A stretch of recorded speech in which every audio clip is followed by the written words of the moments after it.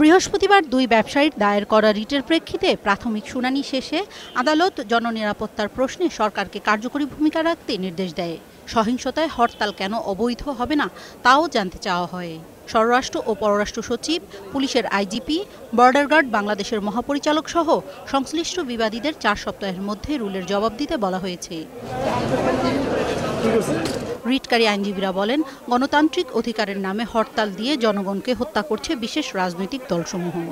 যারা হরতালের নামে সন্ত্রাস, মানুষ খুন, রাষ্ট্রীয় সম্পদ, ব্যক্তিগত সম্পদ ধ্বংস করছে, তাদের বিরুদ্ধে কঠোর আইনানুগ ব্যবস্থা নেওয়ার জন্য 6 ফেব্রুয়ারি থেকে 10 মার্চ পর্যন্ত হরতাল, অবরোধ, ডাকাত কেন অবৈধ, বেআইনি, অসাংবিধানিক ঘোষণা করা হবে না তন্মর্মে নির্দেশ দিয়েছে।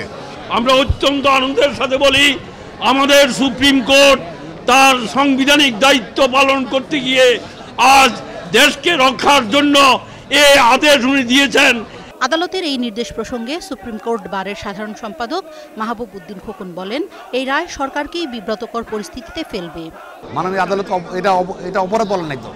সরকার পদত্যাগের আন্দোলন, নতুন নির্বাচন আন্দোলনকে অন্যদিকে প্রভাবিত করার জন্য সংশোধন করানো হচ্ছে। আমরা চাই সংসদ বন্ধ হোক। এদিকে গেল 27 ডিসেম্বর ওয়াসার পাইপে পড়ে শিশু জিহাদের মৃত্যুতে তার পরিবারকে ক্ষতিপূরণ বাবদ 30 লাখ টাকা কেন দেওয়া হবে না জানতে চেয়ে সরকার ও বিবাদীদের প্রতি রুল সহ নির্দেশনা জারি করেছে হাইকোর্ট।